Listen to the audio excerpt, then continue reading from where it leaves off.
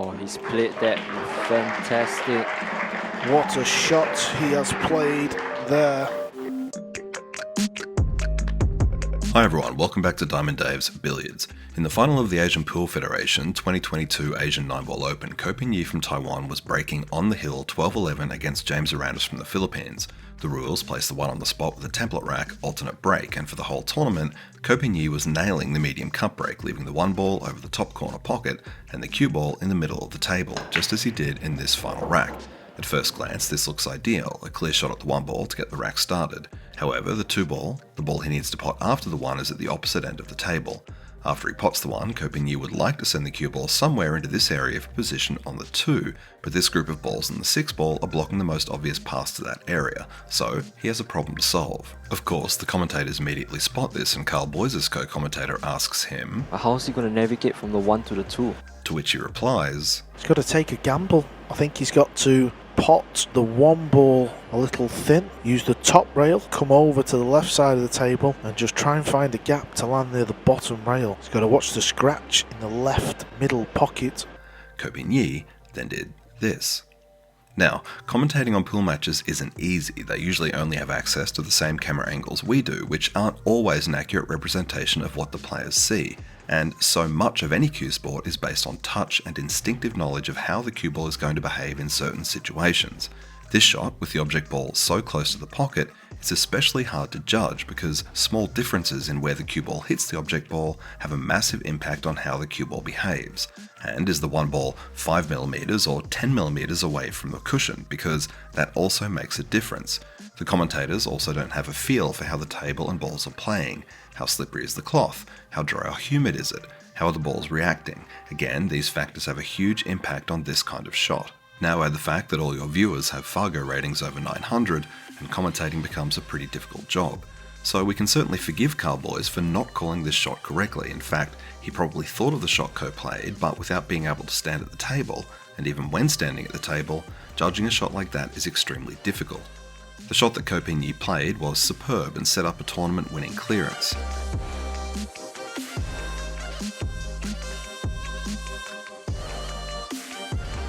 Let's look at Ko's shot again to see exactly what the cue ball does. You can see after the cue ball hits the 1 and then the rail, its initial path is heading towards the 5 and 7, but after several inches the cue ball bends towards the 6 ball for a clear path directly between the 6 and 7 into that open space at the bottom of the table. Unfortunately, the frame rate isn't high enough for us to get a good look in slow-mo, so let's switch over to my table and see what we can learn. Before experimenting too much, I played the shot several times in a way that felt natural for me. I already had an idea of exactly how Ko Ping-yi played the shot, but I tried to ignore that and just follow my instincts. On the first shot, I hit the one ball too thick. We'll talk about this later. My second shot was pretty good, not as good as Ko's, but good enough, and the third shot, while not hitting the bottom rail, was pretty much perfect. For shots 4 through 11, I made little adjustments just to familiarise myself with the shot, and in shot 11 you can see what happens if there's too much top on the cue ball. It bends around the 6 too much and the scratch becomes a possibility. So we can see straight away that the shot is pretty forgiving. I think about 8 of those 11 shots left me with a shot on the 2. I also tried Carl's suggestion several times just to be thorough. The first shot is played how I imagined he described it. Playing the one ball thin doesn't create enough angle and leave enough space for the bottom left to pull the cue ball above the side pocket. Here's the scratch he warned of, and here are several shots played above the side pocket with varying amounts of success. It's fairly obvious that Ko Ping-yi's choice is definitely the better of the two. Okay, I've got a pretty good feel for the shot now, and I think I know exactly how Ko Ping-yi played it, but before we get to that, let's experiment a little, break the shot down, and figure out what's happening. Then we can take everything we've learned, think about the best way to play the shot, and look at exactly how Ko played it. First, here's the shot played a few times with very intentional plain centre ball.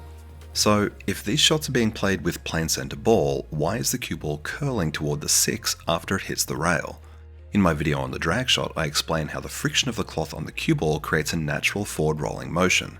Even though the cue ball leaves the tip of the cue sliding across the cloth, the cue ball very quickly stops sliding and begins to roll forward. By the time it reaches the one ball, it has natural topspin. This is why, unless a cue ball is sliding with zero rotation, it doesn't simply stop when it collides head-on with another ball, which is what should happen according to the conservation of momentum.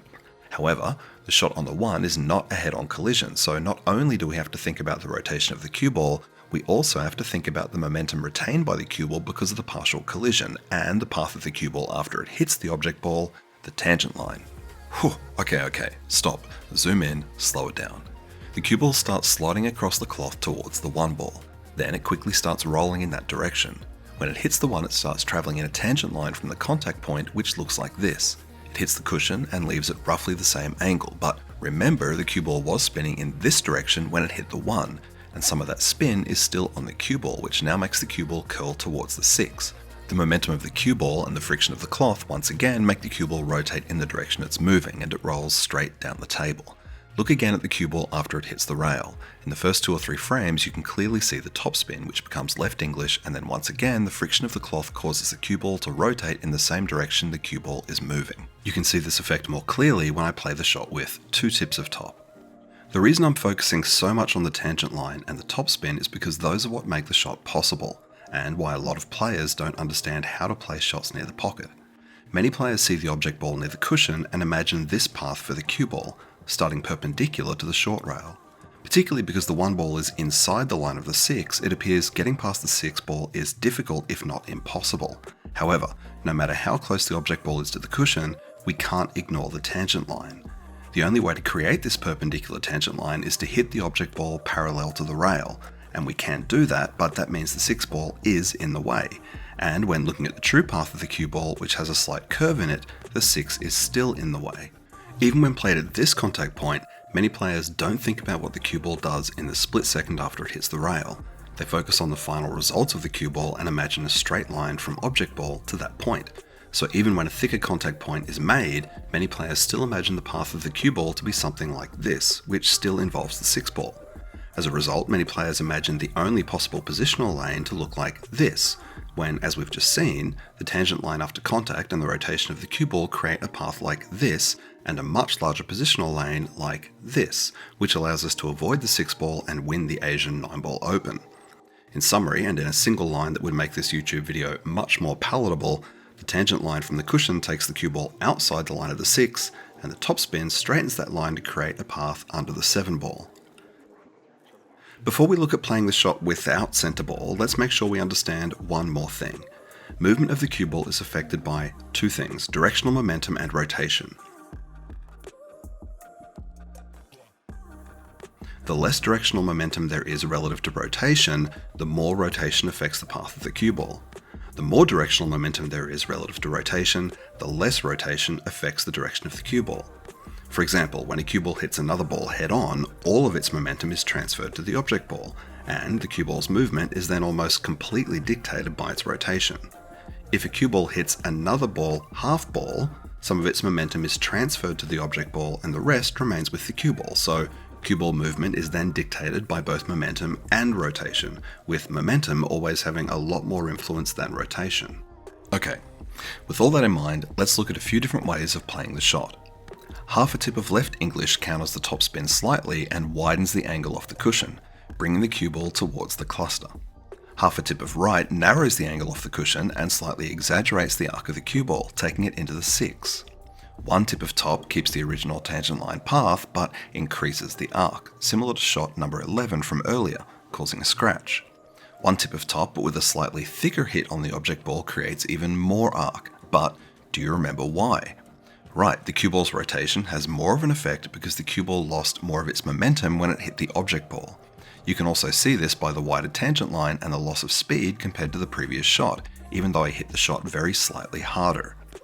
Playing the shot with draw is interesting because as long as the cue ball doesn't lose too much of its momentum, that is, it doesn't hit the object ball too full, it basically maintains the tangent line off the rail.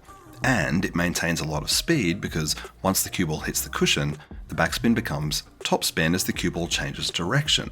You can use this to counteract the loss of speed caused by topspin when playing shots like this.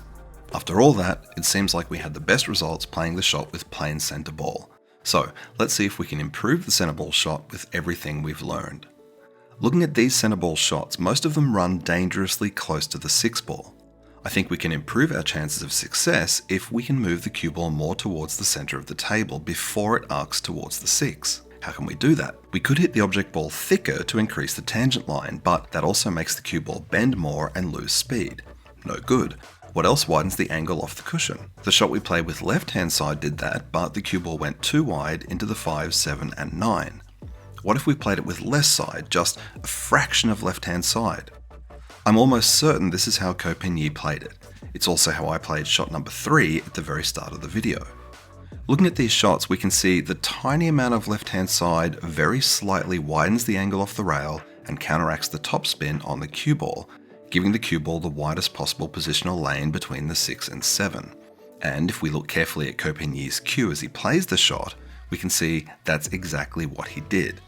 First time, while on the hill at 12-11 in the final of an international tournament. I mean, what a fool, the best shot is obviously to draw straight back. In all seriousness, while I run these balls out much less efficiently than Ko did, I just want to say that while I saw this shot before Ko played it, I didn't do any of the crazy analysis we just went through to get there, and you shouldn't either. That was all just to help us understand how the shot works and to help newer players correctly understand the path of the cue ball when thinking about positional options. And I guarantee Ko didn't think about any of this either.